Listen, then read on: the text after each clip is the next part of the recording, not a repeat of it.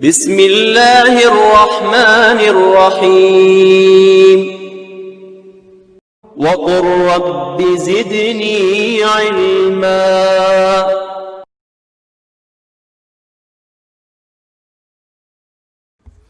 الحمد للہ رب العالمین والصلاة والسلام علی قائد الغر المحجلین نبینا محمد وعلی آلہ وصحبہ اجمعین وبعد۔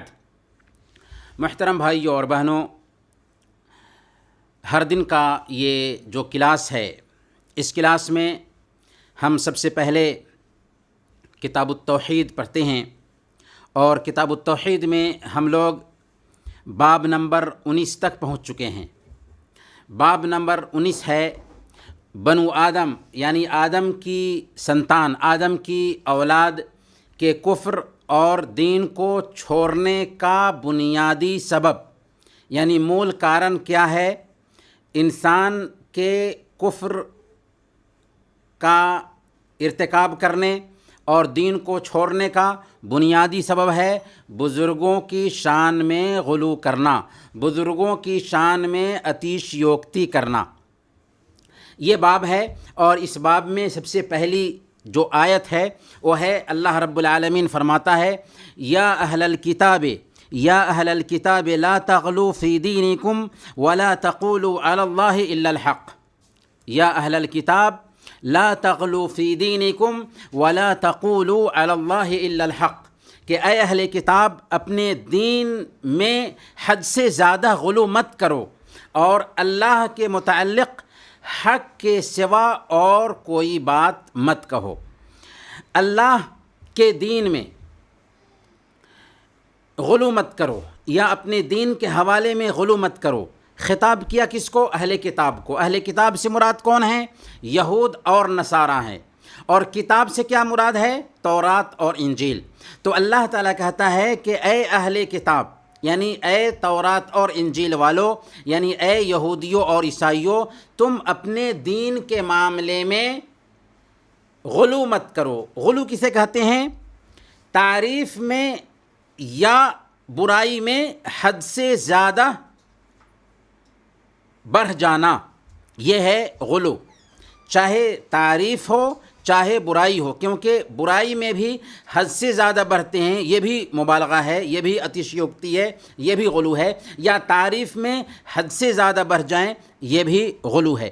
تو اللہ نے فرمایا کہ اے اہل کتاب اپنے دین میں غلو مت کرو، ولا تقولوا علی اللہ الا الحق، اور اللہ کے بارے میں حق بات ہی کہو۔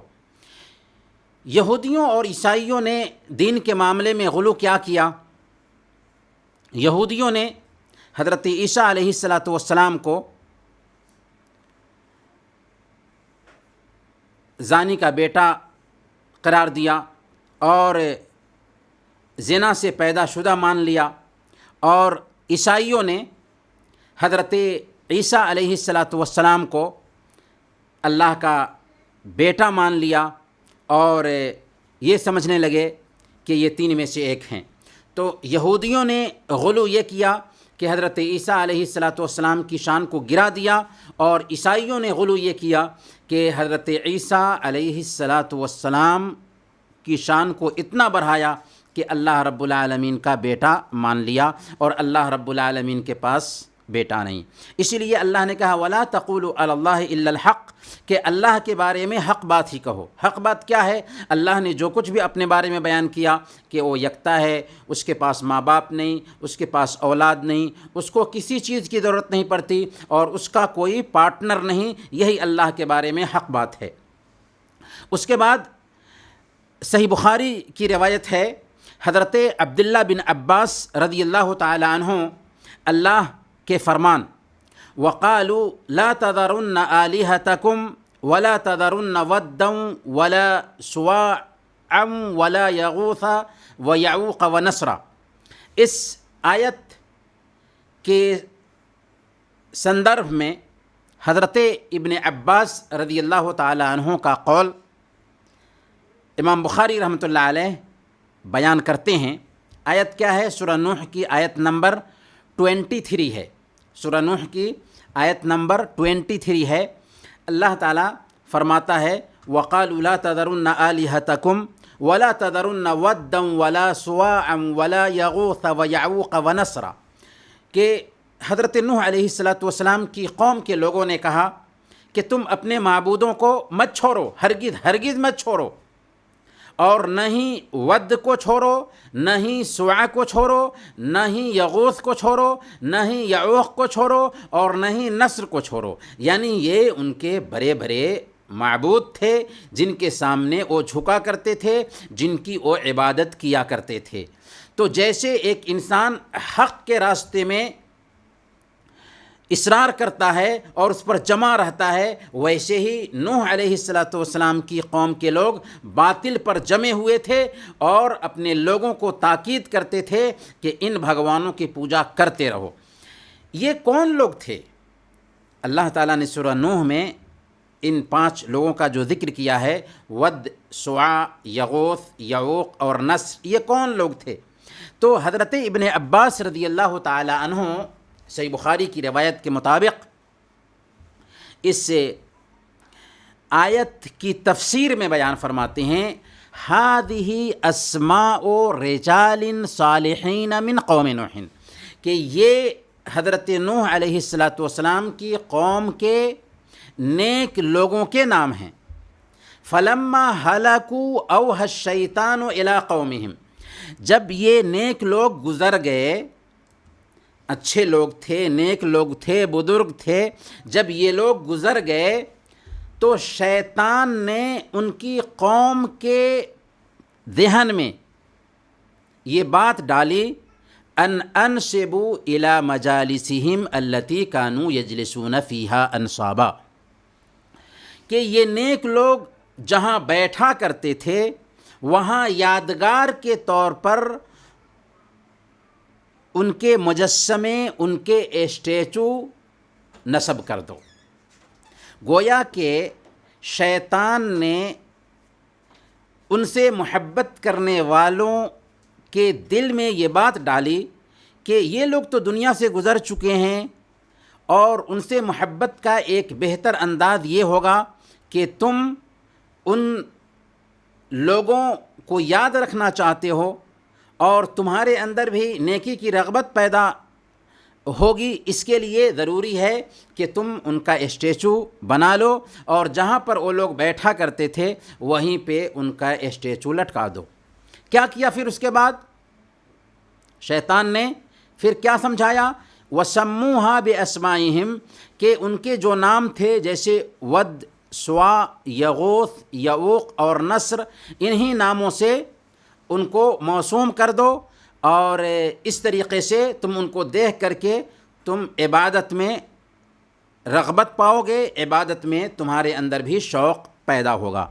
فَفَعَلُوا وَلَمْ تُعْبَدْ، کیا کیا ان لوگوں نے؟ واقعی ویسے ہی کیا، اور ان کی عبادت نہیں کی جاتی تھی، ان کی عبادت ابھی تک نہیں کی جاتی تھی۔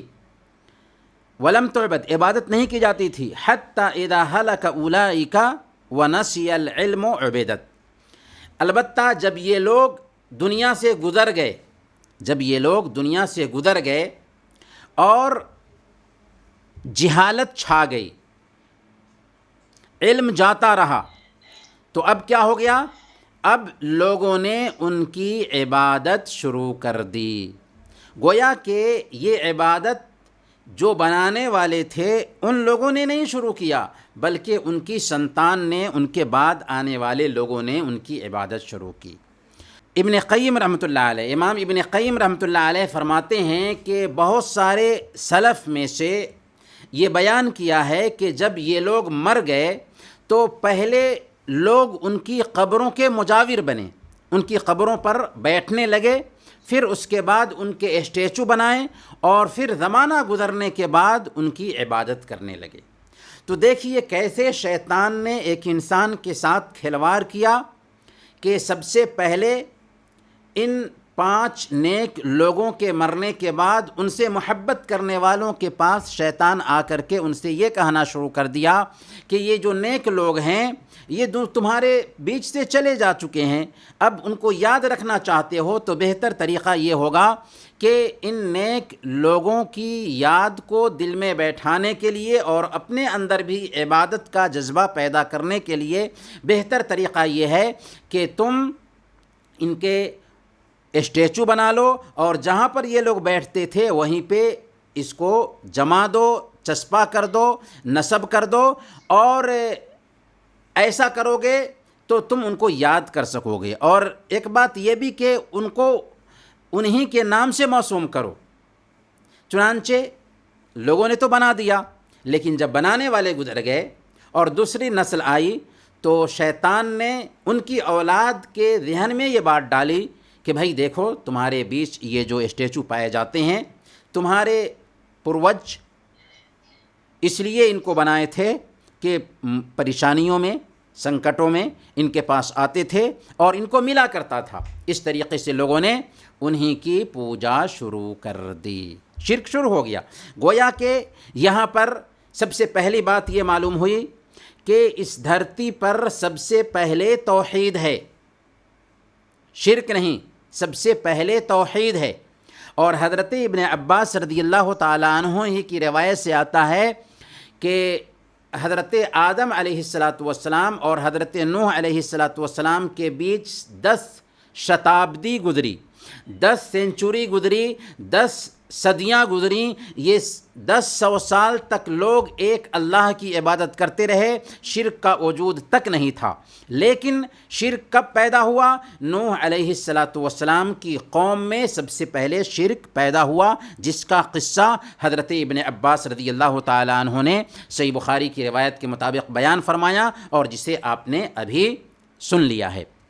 گویا کہ شرک کی شروعات حضرت نوح علیہ السلام کے 5 نیک لوگ جو تھے، ان کی قوم کے 5 نیک لوگوں کی شان میں غلو کرنے کے نتیجے میں ہوئی ہے۔ اس کے بعد ایک اور حدیث ہم پڑھتے ہیں، حدیث ہے حضرت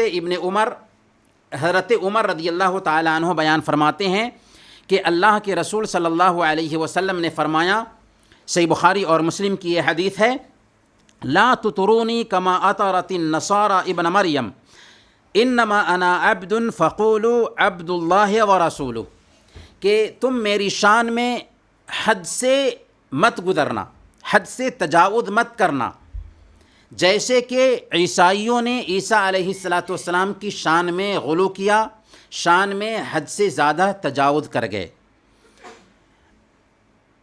میں اللہ کا بندہ ہوں، اس لیے تم مجھے اللہ کا بندہ اور اس کا رسول کہنا۔ اللہ کے نبی صلی اللہ علیہ وسلم کو بھی یہی اندیشہ تھا، یہی بھے تھا کہ ایسا نہ ہو کہ میری قوم کے لوگ بھی جیسے عیسائیوں نے عیسیٰ علیہ السلام کو اللہ کا بیٹا مان لیا اور ان کی شان میں غلو کرنے لگ گئے، ویسے ہی میری قوم بھی میری قبر کے ساتھ میں وہ تعلق قائم کرنے لگ جائے اور مجھے بھی میری شان سے اوپر اٹھا دے۔ چنانچہ اللہ کے نبی صلی اللہ علیہ وسلم نے سختی کے ساتھ منع کیا کہ میری شان میں غلو مت کرنا، مجھے حد سے مت بڑھانا۔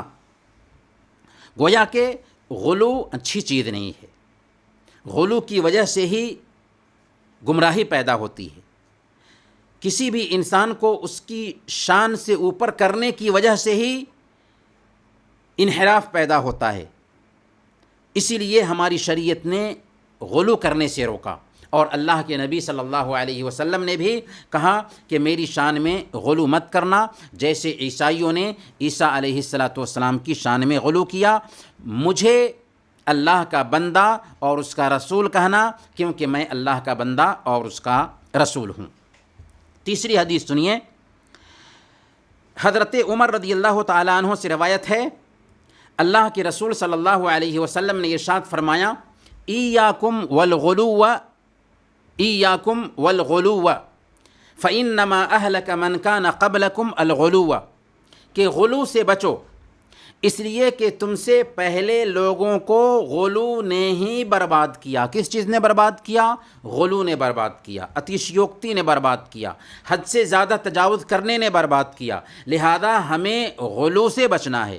دین میں چاہے عبادت میں غلو ہو، چاہے عقیدہ میں غلو ہو، چاہے معاملات میں غلو ہو، غلو کسی بھی میدان میں ہو، دین کے اندر غلو سے حد سے زیادہ روکا گیا ہے۔ غلو نہیں ہونا چاہیے۔ اسی لیے اللہ کے نبی صلی اللہ علیہ وسلم فرماتے ہیں کہ غلو سے بچو، اور تم سے پہلے لوگوں کو غلو نے ہی برباد کیا۔ عیسائی کیوں گمراہ ہوئے؟ غلو کرتے تھے۔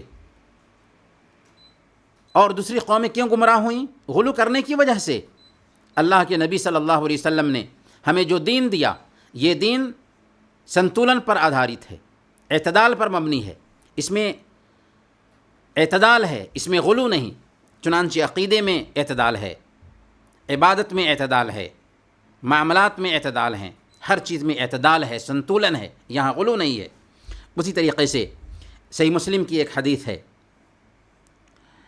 حضرت عبداللہ بن مسعود رضی اللہ تعالیٰ عنہ بیان فرماتے ہیں، اللہ کے نبی صلی اللہ علیہ وسلم نے فرمایا، ہلک المتنطعون، ہلک المتنطعون، ہلک المتنطعون۔ اللہ کے نبی صلی اللہ علیہ وسلم نے 3 مرتبہ کہا کہ غلو کرنے والے، حد سے زیادہ آگے بڑھنے والے ہلاک ہو جائیں، حد سے زیادہ آگے بڑھنے والے ہلاک ہو جائیں، حد سے زیادہ آگے بڑھنے والے ہلاک ہو جائیں۔ گویا کہ اس باب کی جو احادیث ہیں، ان احادیث میں اور ان آیات میں غلو سے روکا گیا ہے، اور سب سے پہلے یہ بات بتائی گئی ہے کہ ایک بندہ غلو کی وجہ سے شرک کا آلہ کار بنتا ہے۔ شرک اس دنیا میں کیسے پھیلا؟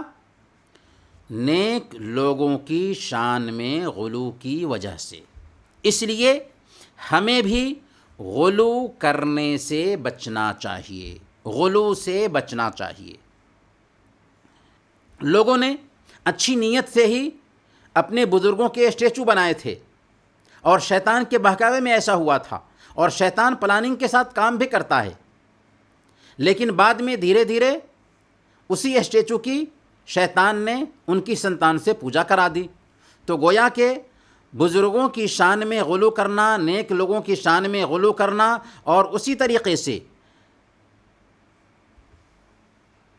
نیک نیتی سے کوئی کام کرنا، حالانکہ اگر وہ کام اللہ کے نبی صلی اللہ علیہ وسلم کے طریقے پہ نہ ہو تو یہ جو نیک نیتی سے کیا گیا کام تھا بعد میں کفر اور شرک تک پہنچا دیتا ہے۔ ایک موٹی سی مثال لیجئے، اللہ کے نبی صلی اللہ علیہ وسلم کا برتھ ڈے منانا، لوگ مناتے ہیں اور اچھی نیت سے مناتے ہیں، لیکن چونکہ اللہ کے نبی صلی اللہ علیہ وسلم سے ثابت نہیں کہ آپ کا برتھ ڈے منایا جائے، صحابہ نے نہیں منایا، تابعین نے نہیں منایا، اللہ کے نبی صلی اللہ علیہ وسلم نے صحابہ کرام کا برتھ ڈے نہیں منایا، اپنی بیٹیوں اور اپنی بیویوں کا اور اپنے زمانے کی کسی کا برتھ ڈے نہیں منایا، خود اپنا برتھ ڈے نہیں منایا۔ تو آج کے ڈیٹ میں اگر کوئی آدمی مناتا ہے تو نیت تو اس کی اچھی ہے کہ ہم اللہ کے نبی صلی اللہ علیہ وسلم سے محبت کر رہے ہیں، لیکن یہ نیت میں کھوٹ ہے، کیونکہ یہ بدعت ہے، اور اسی راستے سے شرک کا دروازہ کھلتا ہے۔ اسی لیے ہماری شریعت اس شرک کے دروازے کو ہی بند کرتی ہے۔ انہی چند باتوں کے ساتھ ہم کتاب التوحید کا یہ درس یہیں پر ختم کرتے ہیں۔ وصلی اللہ علی نبینا محمد وعلی آلہ وصحبہ اجمعین۔